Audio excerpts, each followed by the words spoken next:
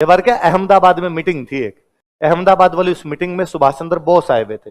गांधी जी का आश्रम था अहमदाबाद।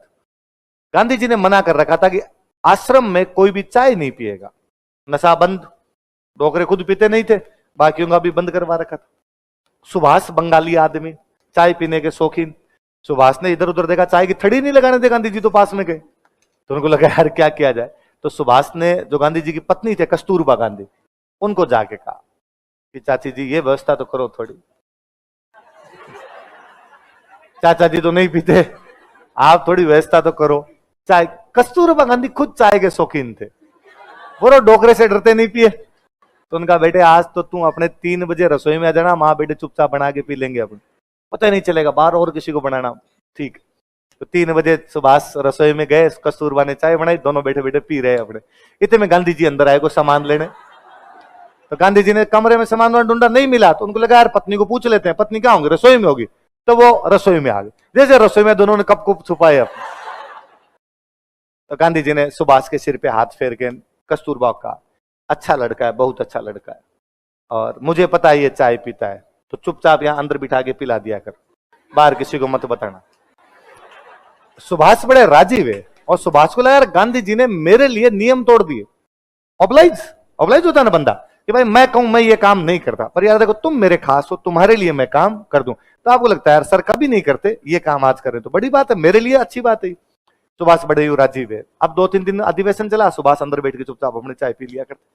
थोड़े दिनों बाद अधिवेशन हुआ कलकत्ता, 2-4 साल बाद में अधिवेशन कलकत्ता। सुभाष कलकत्ता के, बंगाली सुभाष। तो सुभाष ने अपने भैया भाभी को कहा, भैया भाभी, भैया का नाम था शरत चंद्र बोस, क्या नाम था, भाभी जी का नाम था विभावरी, क्या नाम था। तो शरद भैया और विभावरी भाभी कहा कि भाभी जी और भैया जी, गांधी जी आएंगे, पूरा ध्यान रखना, पूरा ख्याल रखना, किसी भी प्रकार की कोई भी कमी। मेरे लिए बापू ने नियम तोड़ दिए थे, उनका अपने घर पे ध्यान तो रखना चाहिए। शरद चंद्र बोस ने कहा सुभाष वो देश के इतने बड़े नेता, हम कैसे ध्यान नहीं रखेंगे। विभावरी भाभी ने कहा सुभाष तुम इतना ज्यादा कह रहे हो, पक्का पक्का हम पूरा ध्यान रखेंगे, चिंता मत करो।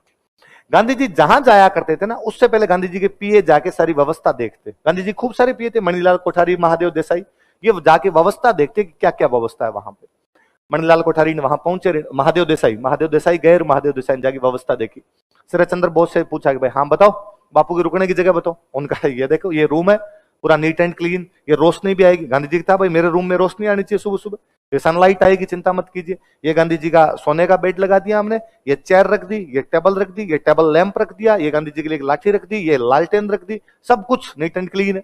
ये बुक्स जो चाहिए थी वो रख दी, पेन रख दिया, ये डायरी रख दी, ये अखबार आ जाएंगे इतने, सब कुछ एकदम। उसने देखा कि हाँ ठीक। उतना तांबे का गिलास कहाँ पे, उसमें गांधी जी पानी पी, अरे सब है, तांबे का जग है, तांबे का गिलास है, सब रखे हुए हैं। आप निवाया पानी पियेंगे, गर्म पियेंगे, हाँ पूरी व्यवस्था है, चिंता मत करो। और महादेव देसाई ने अचानक कहा क्यों, दूध, दूध का क्या क्या। अरे हमें पता नहीं है क्या, हमें सब पता है, गांधी जी बकरी का दूध पीते हैं। गांधी जी किसका दूध पीते, केवल बकरी का दूध पिया कर। इसलिए गांधी जी जब गोलमेज सम्मेलन में गए तो बकरी भारत से लेके गए साथ में। लंदन गए तो साथ में बकरी लेके गए कि भाई लंदन में बकरी का दूध कहां से आएगा। तो आप गोलमेज सम्मेलन की फोटो देखना, गांधी जी जहाज में बैठ रहे हैं, गांधी जी के हाथ में रस्सी पकड़ी और रस्सी के साथ बकरी है। तो मुझे कई बार बहुत अच्छा लगता है कि यार अपने आरपीएससी ने कम से कम ये सवाल तो कभी नहीं पूछा कि विदेश यात्रा करने वाली पहली बकरी का नाम बताइए। वो पूछ लेते तो क्या पूछ ही सकते थे, अपने तो मर जाते यार, पर नहीं पूछा उन्होंने ऐसा। तो बापू इस मामले में वो पक्के थे। तो वो कहा है भाई, अरे उन्होंने कहा हमें सब पता है, बकरी के दूध का पीते हैं, और हमने ये 10 घर छोड़ के एक घर है जिसमें बकरी है, हमने उनके बात कर ली, सुबह 1 किलो दूध और शाम को 1 किलो दूध आ जाए। आप जब कहोगे तब दूध दे देंगे, जब कहोगे तब दही जमा लेंगे, उसका दही दे देंगे। महादेव देसाई ने कहा मतलब ले क्या आओगे। ऑब्वियस सी बात करना ना, लाया हुआ दूध पता नहीं वो कब निकालेंगे, कब गर्म होगा, तब तक दूध खराब हो जाता है। तो हाथों हाथ दूध निकाल के और बापू को देना पड़ता है, तब जाके बापू के हजम होता है, वरना हजम नहीं होता। आजमा खराब हो जाए, पेट खराब हो जाए। शरद चंद्र बोस और दिल वाले आदमी, शरद चंद्र बोस ने कहा चिंता मत करो, एक बकरी खरीद के आज यहीं बांध लेंगे, और आप जब कहोगे तब उसका दूध निकाल। उनका एक बकरी, बीमार सिमार हो बकरी, और उसका दूध बापू को पिला दिया तो, और बापू की तबीयत खराब होगी, कौन जिम्मेदार है। तो सर 10 बकरियां, 10 बांधो, मैं डेली बताऊंगा आज इसका निकाल लो। जो ये यूं रहेगा भाई ये बीमार नहीं दिख रही है, सही दिख रही है, तो उसका दूध निकाला जाएगा। 10 बांध देंगे। खाएगी क्या? उनके खाने पीने का इंतजाम। अरे उन्होंने कहा यार सब इंतजाम कर देंगे। ड्राई फ्रूट खाएगी, ढंग की चीज दी जाए, ये करेंगे साहब। जब महादेव देसाई ये सारे इंस्ट्रक्शन दे के गए तो विभावरी भाभी जो सुभाष की भाभी थे वो कहते हैं कि सरोजनी नायडू सही कहती है। कौन है? कांग्रेस की नेता थी बहुत बड़ी, कांग्रेस की पहली भारतीय महिला अध्यक्ष सरोजनी नायडू। कि सरोजनी नायडू सही कहती है कि गांधी जी की सादगी महंगी है। गांधी जी की सादगी, सादगी केवल और केवल लोगों को लुभाने की वस्तु है, इसके अतिरिक्त दुनिया में कुछ भी ढकोसला है बहुत ढंग का।